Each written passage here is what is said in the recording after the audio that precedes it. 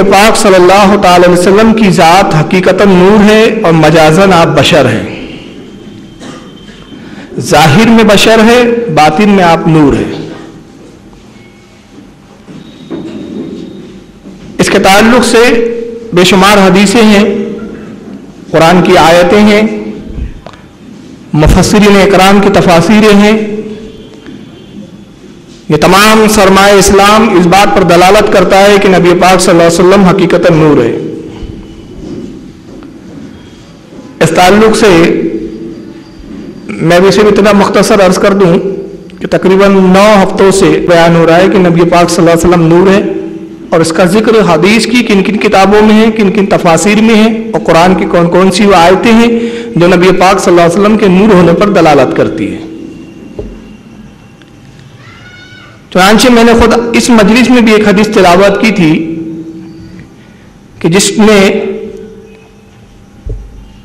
روایت کی جاتی ہے کہ اللہ کے نبی نے خود ارشاد فرمایا، حضرت جابر بن عبداللہ بن جابر انصاری سے حدیث روایت ہے کہ کہتے ہیں کہ میں نے نبی پاک سے جب پوچھا کہ یا رسول اللہ سب سے پہلے اللہ نے کس کی تخلیق فرمائی، تو اللہ کے نبی نے فرمایا، اے جابر سب سے پہلے اللہ تعالیٰ نے اپنے نور سے تیرے نبی کے نور کو خلق فرمایا. جب نبی نور ہے تو ظاہر ہے کہ نور کا سایہ بھی نہیں ہوتا. نور لائٹ کو کہتے ہیں، روشنی کو کہتے ہیں. لائٹ کا خود اپنا ایک سایہ نہیں ہوتا. تو اب نبی پاک صلی اللہ علیہ وسلم جب نور ہے تو کیا نبی پاک صلی اللہ علیہ وسلم کا سایہ ہے؟ کیا سرکار سایہ رکھتے ہیں؟ چنانچہ اس تعلق سے میرے پاس بہت بڑا سرمایہ ہے. جیسا کہ میں نے عرض کیا کہ 9 ہفتوں سے تو میں اسی پہ بیان کر رہا ہوں. یہاں مختصر کچھ دلیلیں میں دیتا چلوں کہ امام حکیم ترمذی رحمۃ اللہ تعالی علیہ، ان کی حدیث کی کتاب ہے نوادر الاصول. اس کے علاوہ امام نصفی رحمۃ اللہ تعالی علیہ جن کی تفسیر ہے تفسیر مدارک، یہاں رکھی ہوئی ہے سامنے آپ کو، شاید کچھ نظر بھی آ رہی ہوں گی. یہ کتاب اس لیے رکھتا ہوں کہ اگر تقریر کے بعد، بیان کے بعد کوئی حوالہ پوچھنا چاہے، دیکھنا چاہے تو بالکل اس کو اجازت ہے کہ وہ حوالہ دیکھ سکتا ہے، پوچھ سکتا ہے. چنانچہ امام نصفی اپنی تفسیر مدارک جلد 2 صفحہ نمبر 103 پر حضرت علامہ امام عبد الرحمن جوزی رحمۃ اللہ تعالی علیہ اپنی کتاب الوفا صفحہ نمبر 661 پر، حضرت امام قاضی فضیل ایاز مالکی رحمۃ اللہ تعالی علیہ اپنی کتاب الشفاء جلد 1 صفحہ نمبر 368، قصیدۃ الحمزیہ حضرت امام بوسیری کا یہ قصیدہ ہے. چنانچہ یہ اپنے قصیدے کے پہلے صفحے کے تقریباً 3رے شعر میں اس کا ذکر کرتے ہیں. اسی طرح امام جلال الدین سیوطی اپنی کتاب الخصائص القبریٰ جلد 1 صفحہ نمبر 68، امام احمد المقری التلسمانی اپنی کتاب فتح المطال فی مدح النال صفحہ نمبر 295، حضرت علامہ امام فاسی رحمۃ اللہ تعالی علیہ اپنی کتاب مطالع المسرات شرح دلائل الخیرات. اسی طرح حضرت علامہ جلال الدین رومی جن کو مولائے روم بھی کہا جاتا ہے، اپنی مشہور زمانہ تصنیف مثنوی شریف کے دفتر پنجم صفحہ نمبر 77 پر. اسی طرح حضرت امام ملا علی قاری جو شارح بخاری ہیں، بخاری کی جنہوں نے شرح کی، بڑے مشہور و معروف امام گزرے اپنے وقت کے، وہ اپنی کتاب جمع الوسائل جلد 1 صفحہ نمبر 176، نسیم الریاض جلد 3 صفحہ نمبر 282 جس کے لکھنے والے حضرت امام محمد شہاب الدین خفاجی مصری رحمۃ اللہ تعالی علیہ.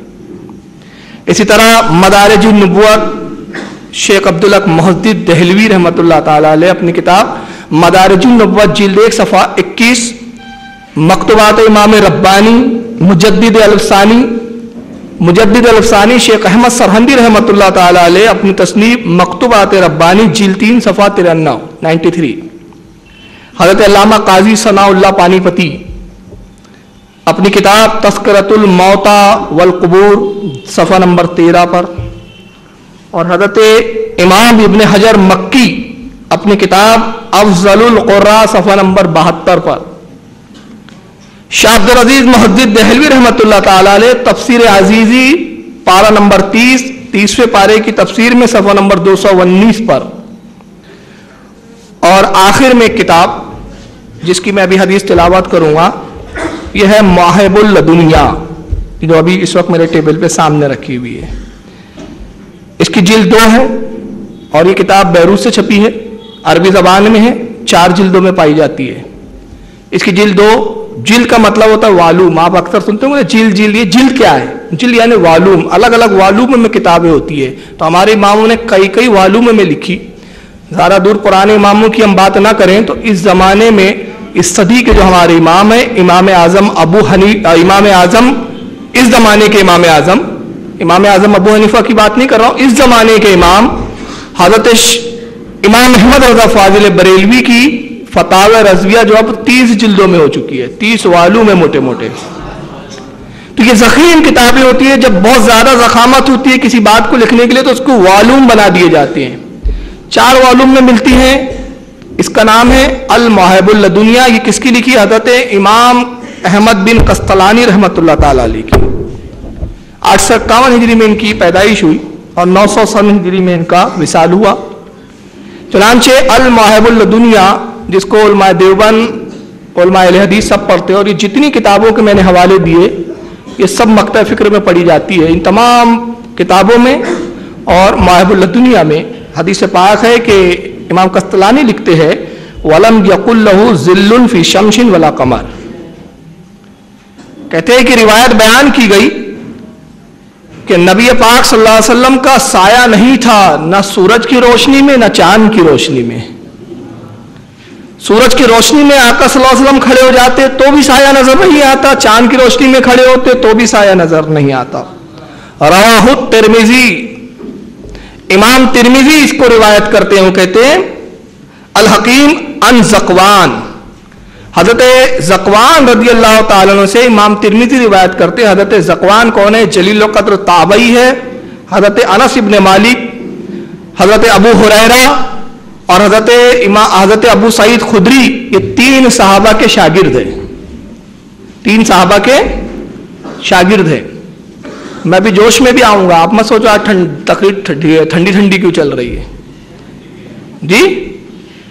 میں باتوں کو سمجھانا چاہتا ہوں اور یہ بتانا چاہتا ہوں کہ جب ہم اہل سنت والجماعت ایک بات بولتے ہیں تو اس کے پیچھے کتنے حدیثوں کے حوالے رکھتے ہیں، یہ بتانا مقصد ہے۔ ایک بات جب ہم بولتے ہیں تو ہم بلا حوالے نہیں بولتے۔ یہ ہماری اللہ تعالیٰ نے ہمارے اہل سنت فرقے خاص کرم رکھا کہ ہمارے عقائد قرآن و حدیث کے مطابق ہے۔ تو حضرت ذقوان جو تابعی ہے، حضرت ابو ہریرہ کے شاگرد ہے، حضرت انس ابن مالک کے شاگرد ہے، حضرت ابو سعید خدری کے شاگرد ہے، اور یہ استاد ہے حضرت امام زہری، حضرت امام اعمش کے، اور امام زہری استاد ہے حضرت امام اعظم ابو حنیفہ کے۔ تو حضرت ذقوان جو تابعی ہے وہ روایت کرتے ہیں، کہتے ہیں وقال ابن سبعین، حضرت امام ابن سبعین نے روایت کیا، کہا کانا نورا، نبی پاک کا سایہ اس لیے نظر نہیں آتا تھا کہ کانا نورا کہ آپ سراپا نور بن کر تشریف لائے تھے، آپ نور تھے، سر سے پیر تک اللہ کے نبی نور تھے۔ فقال اذا مشى في الشمس او القمر لا يظهر له ظل، یہی وجہ ہے کہ آپ نور تھے، چنانچہ آپ کا سایہ نہیں دیکھا گیا، نہ چاند کی روشنی میں نہ قمر کی روشنی میں آپ کا سایہ ظاہر ہی نہیں ہوا۔ قال غیرہ، اور بعض نے یہ بھی کہا وَيَشْهَدُ لَهُ قَوْلِهِ، اس کا سبب یہ تھا کہ اللہ کے نبی کی دعا تھی اپنے رب کی بارگاہ میں، فی دعا ہی کہ نبی نے دعا کی تھی وَجَعَلْ لِي نُورًا، اے رب قدیر مجھے دنیا میں بھی نور بنا دے۔ حقیقتاً تو نور ہوں میں۔ تو نبی پاک صلی اللہ علیہ وسلم نور ہے اور نور کا سایہ نہیں ہوتا۔ اب آئیے ذرا، میں نے اتنی جو زحمت اٹھائی ہے وہ ایک چیز کے لیے اٹھائی ہے کہ اعلیٰ حضرت نے کہا تیری نسل پاک میں ہے بچہ بچہ نور کا، تو وہ عین نور تیرا سب گھرانہ نور کا۔ اعلیٰ حضرت لکھ رہے ایک شعر ہے، مگر آپ دیکھیے کہ ایک شعر لکھتے وقت کتنی حدیثوں کی کتابوں پہ آپ کی نظر ہے۔ یہ ہے شان ہمارے امام۔ اللہ